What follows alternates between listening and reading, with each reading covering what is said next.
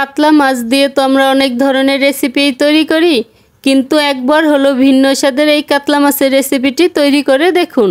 Hello friends, স্বপ্নার রান্নাবান্নার নতুন আরেকটি রেসিপিতে সবাইকে স্বাগতম।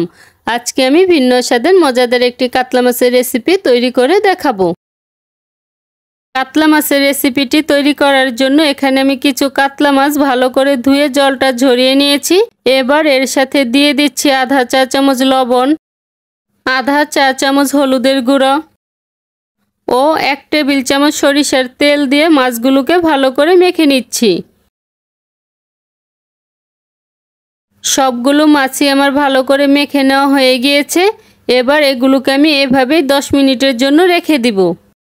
এবার মাছের মশলাটা তৈরি করার জন্য ব্লেন্ডারে দিয়ে দিচ্ছি 2 টেবিল চামচ কালো সরিষা, 1 টেবিল চামচ সাদা সরিষা, 3টা শুকনো মরিচ, 4টা কাঁচা মরিচ, 3 টুকরো আদা, 10-12টি রসুনের কোয়া, 7-8টি গোলমরিচ, আধা চা চামচ আস্ত ধনে, 1 চা চামচ জিরা, আধা চা চামচ মৌরি ও পরিমাণ মতো জল দিয়ে মিহি একটা পেস্ট বানিয়ে নিচ্ছি।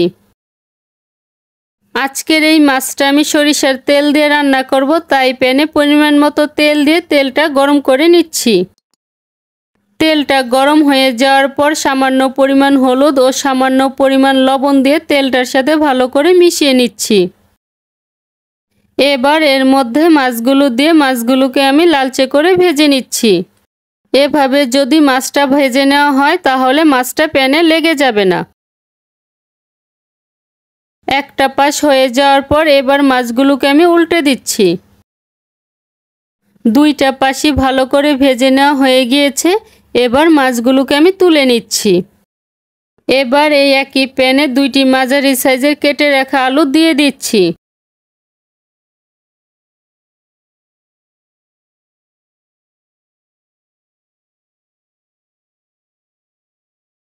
এবার এর সাথে আধা চা চামচ হলুদের গুঁড়ো ও সামান্য পরিমাণ লবণ দিয়ে আলুগুলোকে লালচে করে ভেজে নিচ্ছি। প্রায় 4 মিনিটের মতো ভেজে নেওয়ার পর আলুগুলোকে আমি তেল থেকে তুলে নিচ্ছি।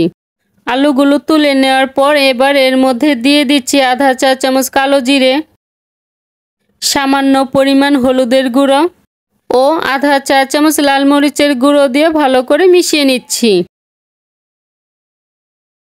30 সেকেন্ড ভেজে নেওয়ার পর এবার ব্লেন্ড করে নেওয়া মশলাটা এর মধ্যে দিয়ে দিচ্ছি। এবার মশলাটাকে এই তেলের মধ্যে ভালো করে কষিয়ে নিচ্ছি।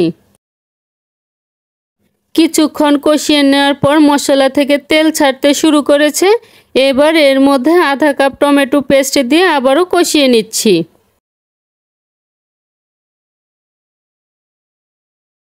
টমেটোর পেস্ট দিয়ে ভালো করে কষিয়ে নেওয়ার পর কাঁচা গন্ধটা চলে গিয়েছে এবং তেলটাও ছাড়তে শুরু করেছে।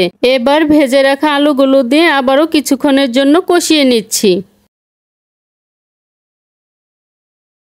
প্রায় 5 মিনিটের মতো কষিয়ে নেওয়ার পর এবার এর মধ্যে পরিমাণ মতো জল দিয়ে ভালো করে মিশিয়ে এটাকে আমি ঢাকনা দিয়ে ঢেকে রাখবো বলক ওঠার জন্য।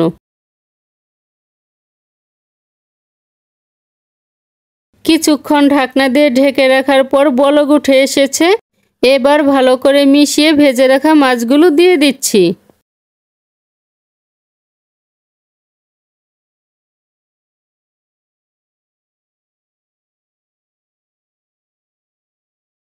সবগুলো মাছ দিয়ে দেওয়ার পর এবার চুলার আঁচটা লোতে রেখে এটাকে আমি ঢাকনা দিয়ে 10 মিনিটের জন্য রেখে দিব।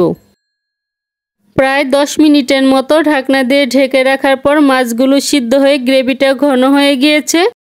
এবার কিছু কাঁচামরিচ ও কিছু ধনেপাতা কুচি দিয়ে চুলার আঁচটা বন্ধ করে স্ট্যান্ডিং টাইমে রেখে নামিয়ে নিচ্ছি। ব্যাস তৈরি হয়ে গিয়েছে ভিন্ন স্বাদের কাতলা মাছের এই রেসিপিটি। আজকের এই কাতলা মাছের রেসিপিটি যদি ভালো লেগে থাকে তাহলে বাড়িতে একবার হলো ট্রাই করবেন, আর কেমন হয়েছে তা আমাকে কমেন্ট করে জানাবেন। ভালো লাগলে লাইক, শেয়ার এবং সাবস্ক্রাইব করতে ভুলবেন না। আজকের মতো এখানেই বিদায় নিচ্ছি। দেখা হচ্ছে পরবর্তী নতুন কোনো রেসিপিতে।